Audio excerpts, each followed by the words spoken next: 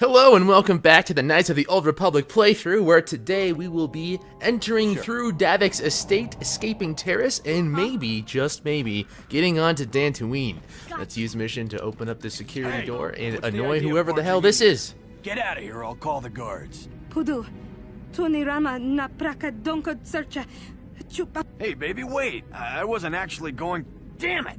Okay, great. You just scared off my date for the night, so you better explain yourself before I lose my temper and call the guards.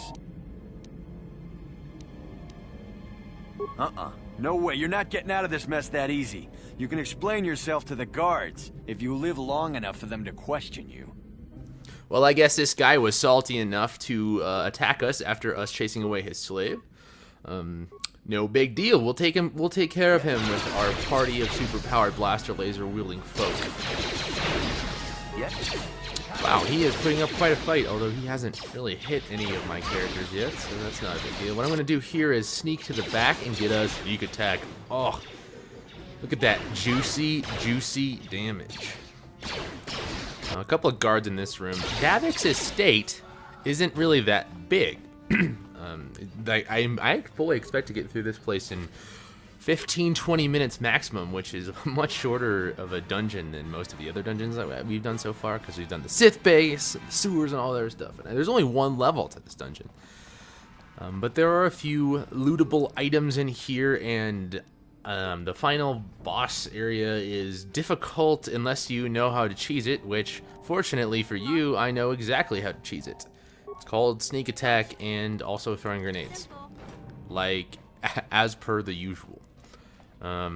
Making pretty good use of Mission's security skill, and all this does, I guess, is, you know, sometimes when you open a footlocker with the bash command, there's a data pad in there, that's weird, the footlocker will be destroyed and then you can't open it.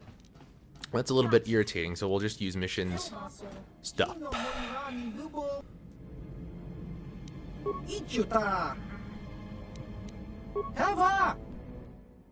Davik is supposed to be this Italian-ish crime lord guy, and you see his, you know, effect on a lot of things, but I always thought his, you know, sort of MO was ambiguous, because when I played this game, they kept talking about something called the exchange, and I didn't realize that, I had no idea what an Italian mobster was, and so they called the exchange. I always thought they were doing a business deal, and maybe I just felt like everyone was talking about nothing. And it also takes them forever to tell you what a Mandalorian is, which just really pissed me off, because Mandalorians are really cool.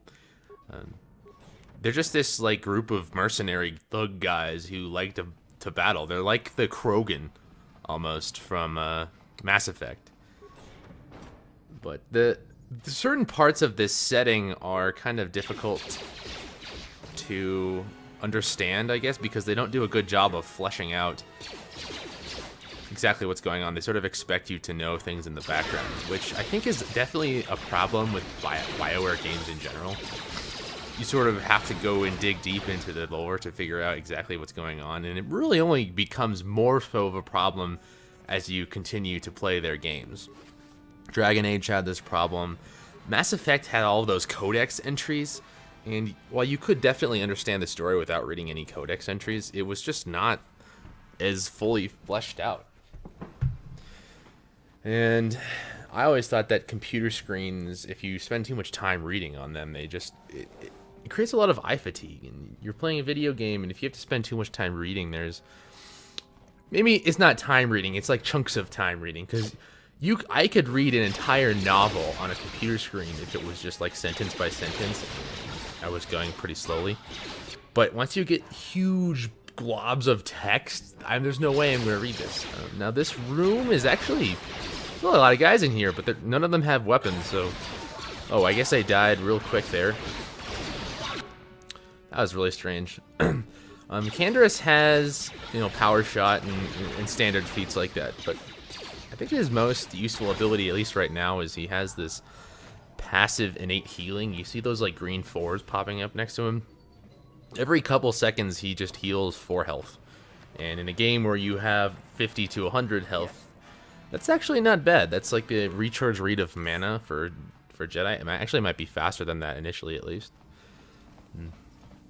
So we're going to be looking for Davik's key codes to get into the garage. And this is the part of the game where I need to start making fervent use of my sneak attack ability. It's one of the reasons why I have Mission with me, because in some of these fights you can just run your character to the other end of the room, turn around, and it will force the enemy to either attack your character or attack Mission. And that means that at least one of you will be getting a sneak attack off. So here's a bunch of people in this room, so can't quite use that ability here because I might just die instantly. So we'll run away. We want Taris to be tanking because I think he has the highest armor class of all of us right now. Plus he has the most hit points and vitality. You guys are going down pretty slowly. Might use a med pack on Taris here because he's doing tanking. Oh crap, he died. Alright, me and Mission will try and take care of the rest of them. Med pack. Hopefully I'm not too late. There we go.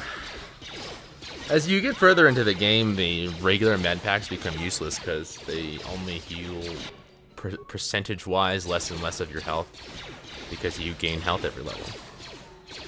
So advanced med packs are going to become extremely important later on, and that's why treat injury is a semi-valuable skill. It makes med packs good. So now we can start doing that sneak attack thing that I was talking about earlier. If I move my character here, odds are wherever that guy's facing, one of my party members will be able to get a sneak attack just like that. And there's a droid in here that Mission can't see, and I don't think I can get that. Oh yeah, it did work. The flanking positions in BioWare games is like on the side or in the back, and their Mission got a side sneak attack. It just adds a flat value to your damage roll, which is really cool. Okay, so we survived that encounter. Good work, team. We are still looking for... There is a pilot who has the garage launch codes that we need. How dare you invade my chambers? How rude! I am a personal guest of Davik himself. I left specific instructions that you guards were not to disturb me until morning. How can Davik expect me to invest in his ventures with this kind of incompetence on display? I should summon the other guards and report you to your commanding officer. Don't work for Davik? Then what do you... Plus, assassins! Guards! Save me! Okay. I don't remember that one happening. Maybe it's because usually you can persuade him that you were a server or something for light side points, but it's not really that big of an issue. I think that it spawns maybe a guard patrol coming from the main room, but they won't show up for a second. Oh yeah, there they are. Okay.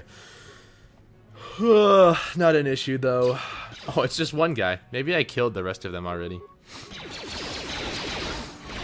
Cool. Cool beans.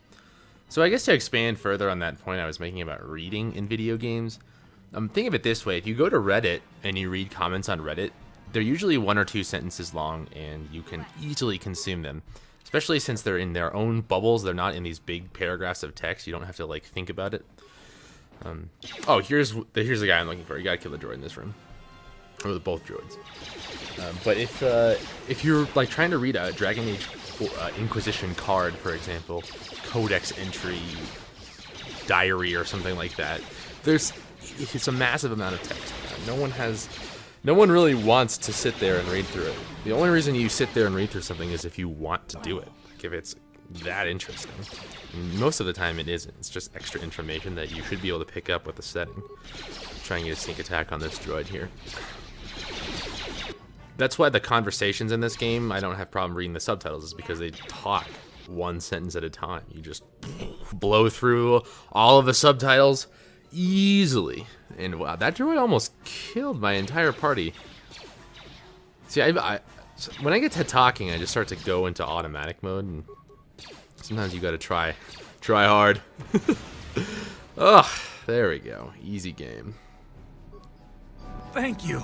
You have no idea what it was like in that torture cage. I don't know how much more I could take before going mad. I don't have anything to give you as a reward for freeing me. Nothing tangible, anyway. but I've got information that could be worth a fortune. I used to be the pilot of the Ebon Hawk, Davik's flagship. I know the codes to disable the security system protecting it. I'll load them onto your datapad now. You can use those codes to steal the Ebon Hawk right out of its hangar. Sell it to the highest bidder, ransom it back to Davik. Whatever you do, you'll make thousands. It won't be long until Davik figures out I'm free. I have to get out of this base before that happens. We've got what we came for. We should get going. Ha! Good. With the codes having been acquired, we can now proceed with the rest of the dungeon. I always love that construct.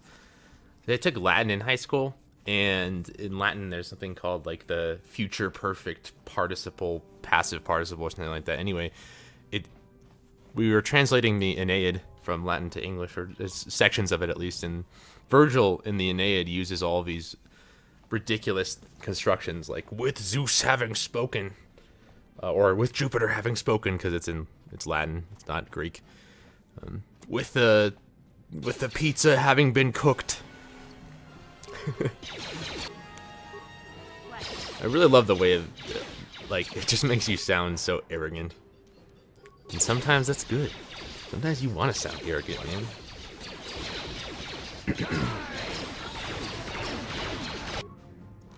So we're actually pretty close to being done with this dungeon-a-roni.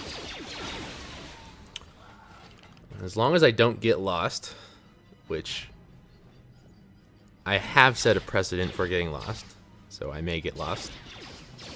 Computer terminal, I feel like I've been here, but maybe there's like a mirror. There's a mirror.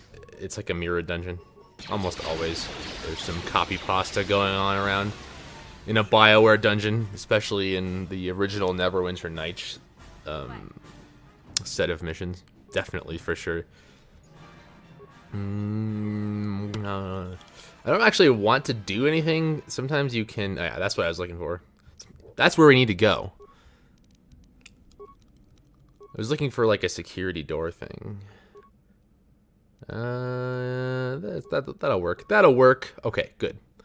Let's go this direction. Is it beyond this door? Oh, nope, there's a frag mine here. What is this hiding? I don't remember this being a thing. Davik's hideout is just such a forgettable place. The only thing that's useful is that eventually you'll get Davik's armor, which is good to put on Carth or somebody like Candaris, because it's like a heavy armor and it gives you a pretty good armor class. Okay, I'm gonna head back because I think I may have passed the door. Yeah, that's the Ebon Hawk, which is where we're headed. So we're gonna head down that direction. And eventually we will come upon badass bounty hunter Calo Nord and Davik Kang. I think his last name is Kang. I gotta save here because it's a boss fight. Make sure I heal up. Almost there. Okay. Let's see if we can't one-shot this boss. Sith, they're bombing the whole planet. I knew they'd turn on us sooner or... Oh, look what we got here. Thieves in a hangar. So, you figured you'd just steal my ship for your getaway and leave me high and dry while the Sith turn the planet into dust? Sorry, but that ain't gonna happen. I'll take care of them, Davik. I've been looking forward to this for a long time. Make it quick, Carlo. The Sith mean business. If we don't get to our ships and find somewhere safe, the bombs they're dropping will kill us all. This part is just so weak. Like, right then, arbitrarily, the Sith just decide to bomb and a bunch of explosions go off. It's supposed to feel tense, but up until that point, it wasn't very tense at all. And maybe I have the benefit of hindsight because I know exactly what's going to happen. So this is a boss fight. There's two guys, but you really only have to go after Calo Nord here. If you get his health low enough, the boss fight will end. We'll start by throwing some frag grenades at him, and then I want to get a sneak attack off on him. Hopefully Candaris and Mission survive long enough that I can do this. Okay, this should be good. And we're just gonna have to hope that I can rapid shot, sneak attack Calo Nord fast enough that we win the fight.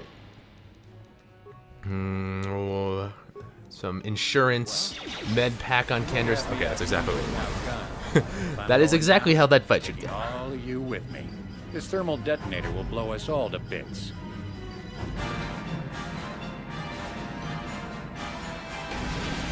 Damn those Sith! Now bring this whole hangar down around our ears! And rip Davik and Calo Nord in the least climactic fashion. The most anticlimactic fashion. Can't speak right. Don't speak. So yeah, that's it. Just loot Davik and what's peace? See ya, Taris. Incoming very long cutscene, so prepare your britches. And then we'll have to get off this planet.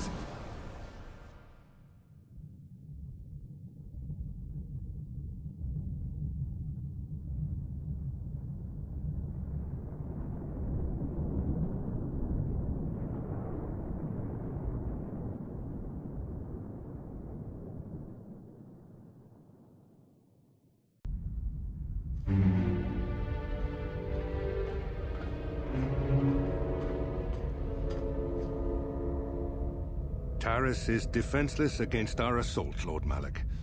They are offering no resistance. The city is in ruins. Resume the bombardment, Commander. Wipe this pathetic planet from the face of the galaxy.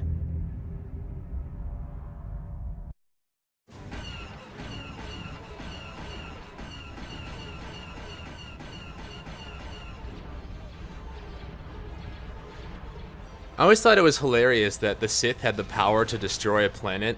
I mean, not in quite the same way that a Death Star can just turn it into chunks of floating rock, but they clearly have quite some guns. And nothing's really stopping them from doing that to any other planet besides their own inhibitions, I guess.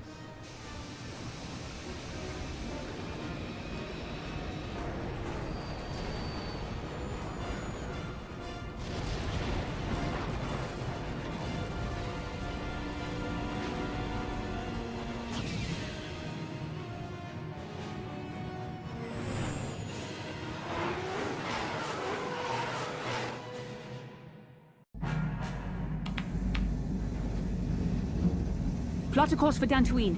There's a Jedi enclave there where we can find refuge. Incoming fighters! Quickly, to the gun turrets.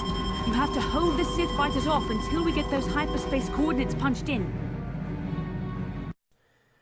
So this part was undoubtedly meant for people with controllers or people with 4x3 screens.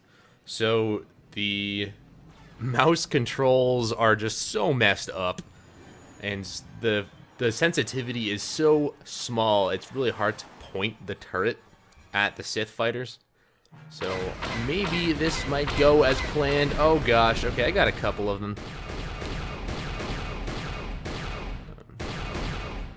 But this is nothing. Like, this isn't even an RPG, this is just some sort of mini game that you can play. If you really want to play a good turret simulator, you play in Free Space, which has the same thing, except for it gives you targeting reticles in front of the ships. So it tells you how far away you need to be shooting from the ship so that your laser hits. Ah, that went pretty smoothly, actually. Usually that takes me longer.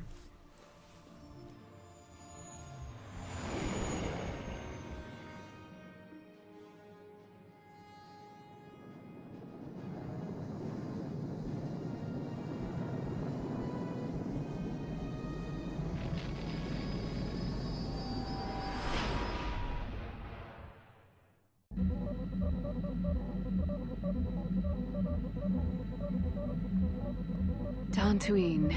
Seems like a lifetime since I last set foot on her surface. Though in truth, it's only been a few months. We should be safe from Malak here. For now, at least. Safe? You saw what his fleet did to Taris. There wasn't a building over 2 stories high left standing. They turned the planet into one big pile of rubble. Even the Sith would think twice before attacking Dantooine. There are many Jedi here, including several of the most powerful masters of the Order. There is great strength within this place.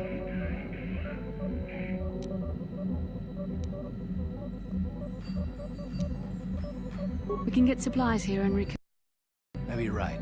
It isn't easy to witness the annihilation of an entire planet. I know Mission must be taking it pretty hard. She will find a way to come to terms with her grief. She's stronger than she appears. We just need to give her time. Now I must go speak with the Council. I need their advice on recent developments. After I've met with them, I will meet you outside the ship.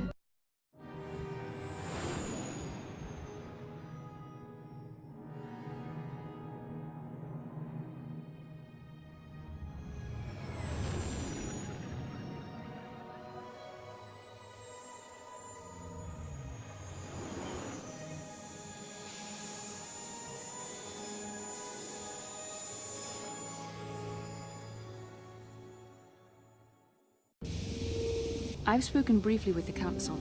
They request an audience with you. We should go at once. An audience with the Jedi Council? It's pretty unusual for someone who isn't even a Jedi. What's this about, Bastila? I'm sorry, Carth, but I cannot tell you. All I ask is that you trust in the Force and the wisdom of the Council. Well, I don't like being left out of the loop, but I'm not looking to get you in any trouble with the Jedi Masters. We'll do things your way for a while. Come, they're expecting us. I will lead you to the Council chambers. Hooray and welcome to Dantooine! This is the main hub of operations for the remainder of our stay in Knights of the Old Republic game. It's where the Jedi Enclave is, and most importantly, it's where you learn to be a Jedi and get all of your Force powers, and where everything is super duper mega awesome. Dantooine is super cool. Padawan, why are you not wearing the customary robes of the Jedi? Do you mock the honor traditions of our order? Bastila. I have heard of her. They say she has already mastered the art of battle meditation. Remarkable in one so young. Though I've heard she has a foolish pride in her own talents. But as for you, you claim you are not a Padawan? I find this hard to believe. The Force is strong within you. I can feel its presence. If this is some type of jest, it is in very poor taste. The Jedi Order is not a subject for jokes. Please forgive the abruptness with which I first greeted you. It was harsh and perhaps unfair. My master often warns me that I must learn to control my emotions. I see I have much left to learn. I wish you a pleasant stay here on Dantooine. May the Force be with you. Oh, just you wait. I will be a Jedi. I will be the best Jedi someday. The Hokage Jedi. And this right here is the Council. So you are the one who rescued Bastila. It is appropriate you are here. We have been discussing your rather special case. I am Jar, a member of the Jedi Council. With me are Master Vrook, Master Vandar, and of course the chronicler of our academy, Master Dorak. Padawan Bastila, I am sure you are already familiar with.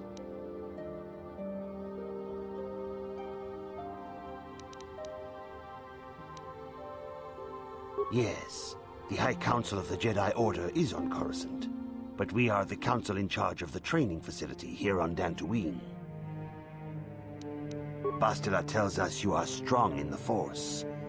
We are considering you for Jedi training. Master Jar speaks out of turn, perhaps. We need indisputable proof of your strong affinity to the Force before we would even consider accepting you for training. Proof? Surely the entire Council can feel the strength of the Force within this man. And I've already related to you the events that took place on Taris. Perhaps it was simple luck. We both know there is no luck. There is only the Force. We all feel the power in Bastila's companion, though it is wild and untamed. Now that this power has begun to manifest itself, can we safely ignore it? The Jedi training is long and difficult, even when working with a young and open mind. Teaching a child is hard. How much harder will it be for an adult to learn the ways of the Jedi?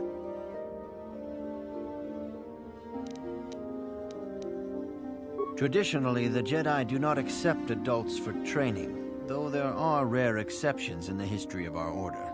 But you are a special case. I agree with Master Dorak. Many of our own pupils are leaving the Jedi Order to follow the Sith teachings. We need recruits to stand against Malak. With Revan dead... Are you certain Revan is truly dead? What if we undertake to train this one and the Dark Lord should return? We should discuss this matter more fully in private. Bastila, you and your companion must go. This is a matter for the Council alone. As you wish, Master Vandar. We shall return to the Ebon Hawk and leave you to your deliberations.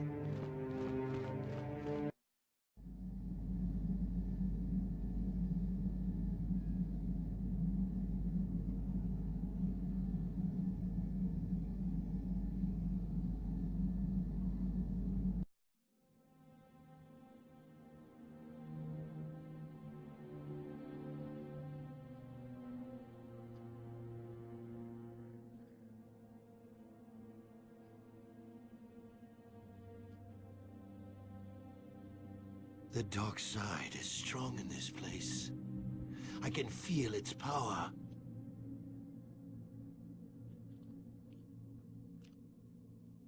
Is this wise?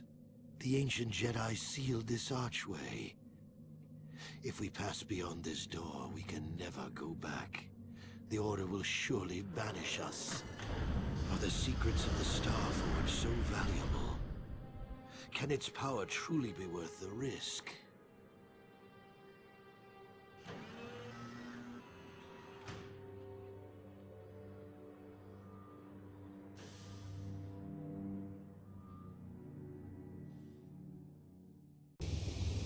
This morning's getting stranger by the minute. First Bastila comes out looking like she saw a ghost, and now you. Well, Bastila did mention that you should go to the council chambers before she left. It's no doubt urgent, so you shouldn't keep them waiting.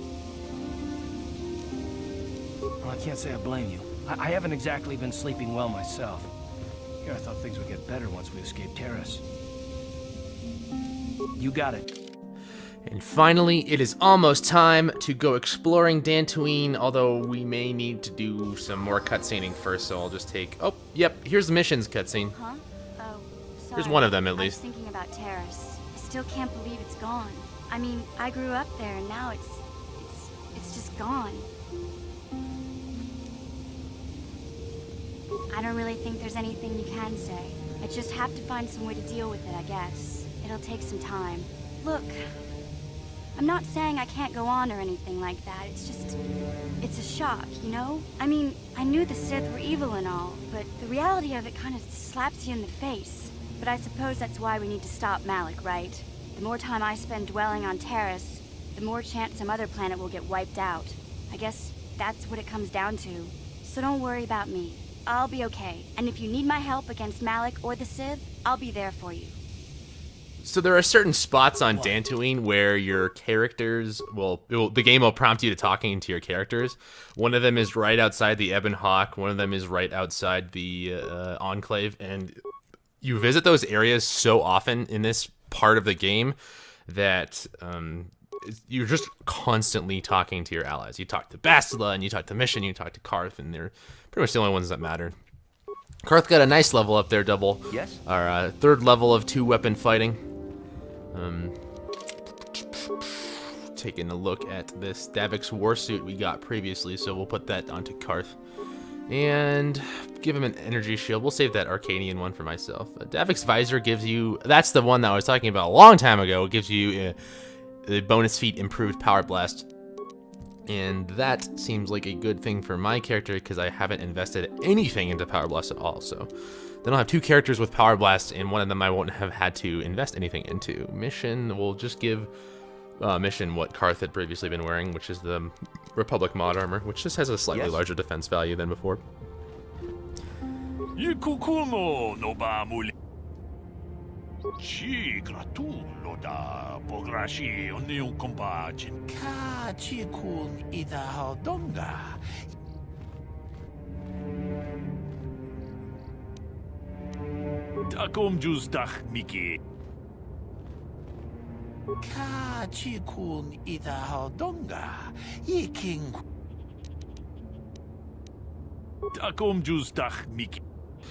Most of the people on the Dantooine landing pad aren't that interesting.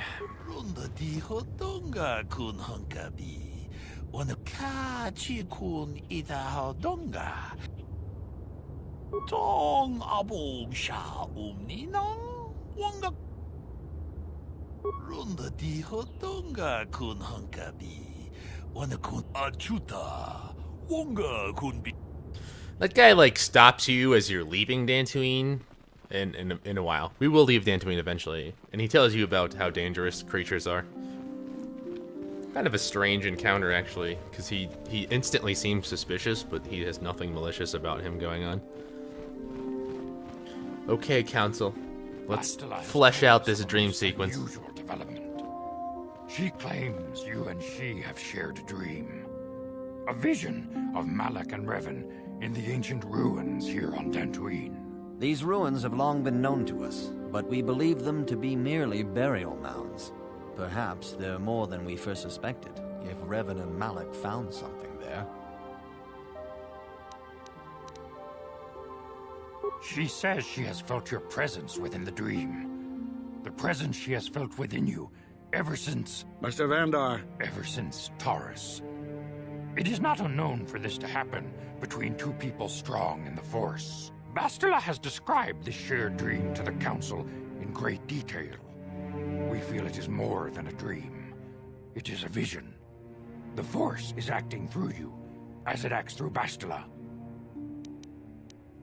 You and Bastila share a powerful connection to the Force, and each other.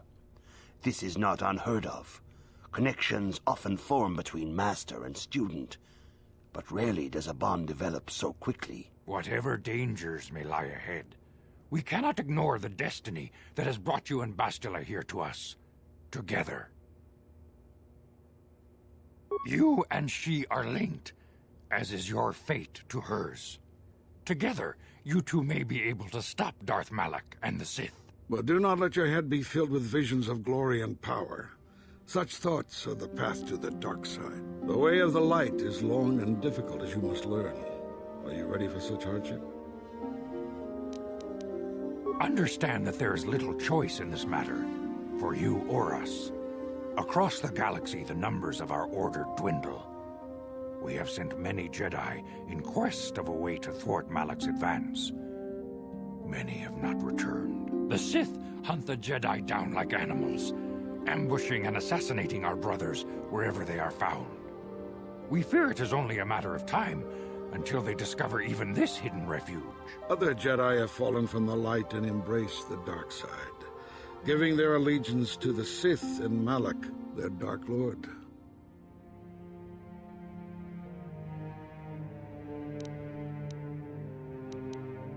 The lure of the dark side is not easy to resist. Malak's power grows as more and more planets fall to his conquering armies. If Malak is not stopped, the Republic will fall, and the Jedi will be hunted to extinction. The galaxy will enter a time of darkness and tyranny, not seen for 1,000 generations. The Council has decreed that you and Bastila must investigate the ancient ruins you dreamed of, once the Council deems you ready. Perhaps there you will find some clue, some explanation of how Revan and Malak were corrupted, and perhaps there you shall find a way to stop them. The Force flows through you like no student we have ever seen. But you are willful and headstrong, a dangerous combination. Before we send you to investigate the ruins, you must be trained in the ways of the Jedi, so that you can resist the darkness within yourself, within all of us.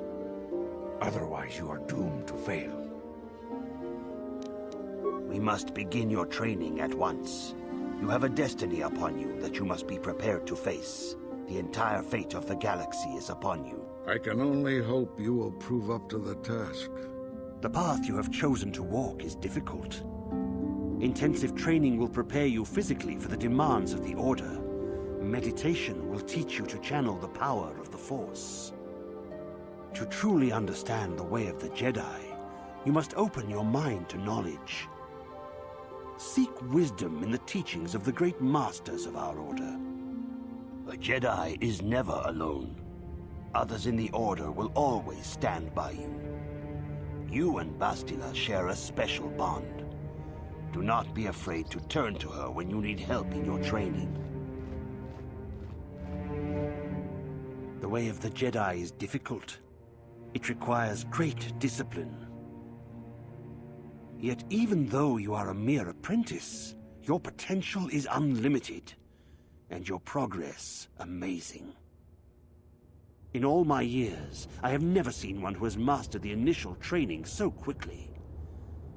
You've done in weeks what many cannot do in years. I am honored to welcome you fully into the Jedi Order. Soon your apprenticeship will end, and you will be granted the title of Padawan, the lowest rank of those within the Jedi Order. Yet first you must prove yourself worthy. In the traditions and customs of our order, as handed down from master to pupil for 1,000 generations, you must successfully complete 3 tests before you earn your place among the Jedi. These tests will see if you have truly mastered the training you have been given, both mental and physical. Upon completing these tests, you will pass from apprentice to Padawan, and join in the ranks of the Jedi. First, I will test your knowledge of the Jedi Code. These tenets must always guide your actions. In everything you do, you must always be conscious of their wisdom. You must prove you have a Jedi's understanding of the Code. Return when you feel you are ready for this challenge. OMG, I just got goosebumps. I am a full Jedi almost. I just have to do 2 more things and then 1 other thing. But the first 2 things I'll be doing and then I'll get Jedi powers. So that's really cool, but guess what? The episode's ending right here. This terminal doesn't do anything for me. And eventually I will build a lightsaber there, but that's gonna have to wait until the next episode. So save the game and I will see you next time.